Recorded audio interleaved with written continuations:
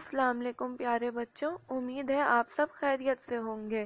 आज मैं आपको एक सबक आमोज़ कहानी सुनाने वाली हूँ जो कि मैंने एक किताब में पढ़ी थी।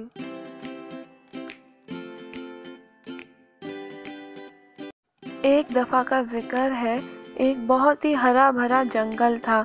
वहाँ एक बहुत ही खूबसूरत सी झील भी थी। वहाँ बहुत सारे जानवर रहा करते थे।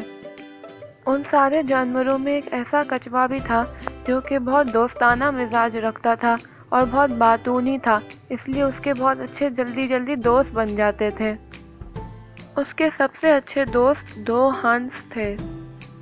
अक्सर सूरज डूबने के बाद वो तीनों दोस्त बैठ के बातें किया करते थे। सब कुछ अच्छा चल रहा था, मगर फिर एक साल ऐसा आया कि वहाँ बिल्कुल बारिशें नहीं हुई और वो जंगल बर्बाद हो गया। झील भी काफ़ी सूख गई।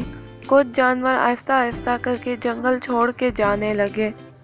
एक रात उन दोनों हंसों ने कछुए से कहा कि हम भी ये जंगल छोड़ कर जा रहे हैं। कछुआ कहता है, ठीक है, तो फिर हमेशा के लिए गुड बाय, क्योंकि जब तक तुम लोग वापस आओगे तब तक मैं प्यास से मर चुका होऊंगा। दोनों हंस बहुत परेशान हो जाते हैं और कहते हैं कि काश हम तुम्हारे लिए कुछ कर सकते होते। कछुआ कहता है कि बिल्कुल तुम लोग मेरी मदद कर सकते हो। मेरे पास एक आइडिया है, पहले तुम लोग जाके जल्दी से एक लकड़ी लेकर आओ। जब हंस लकड़ी ले आते हैं तो वो कहता है कि अब मेरी बात ध्यान से सुनो। कल सुबह जब तुम दोनों रवाना हो रहे हो तो इस लकड़ी को दोनों तरफ से अपने अपने मुंह में पकड़ लेना और मैं बीच में से पकड़ के लटक जाऊंगा। इस तरह हम तीनों उड़ पाएंगे। हंस उसकी बात मान लेते हैं। अगली सुबह दोनों हंस रवाना होने से पहले कछुए से कहते हैं कि याद रहे तुम्हें सफ़र में अपना मुंह नहीं खोलना, नहीं तो तुम गिर जाओगे। और फिर वो तीनों वही करते हैं जो उन्होंने प्लान किया होता है। उनका प्लान काम कर जाता है। वो तीनों आराम से उड़ रहे होते हैं।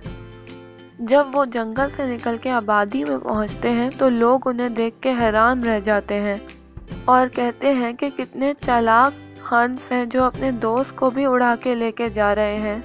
कछुआ अपने दिल में सोचता है कि ये आइडिया तो मेरा था और तारीफ सब इनकी कर रहे हैं। इन लोगों ने तो सिर्फ वही किया है जो कि मैंने इनसे कहा था।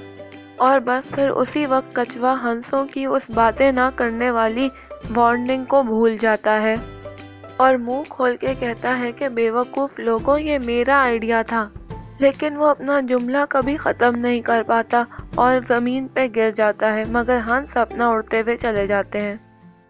तो बच्चों, इस कहानी का सबक ये था कि हमें उस काम पे ध्यान देना चाहिए जो हम उस वक्त कर रहे हों और जो ज़्यादा ज़रूरी हो।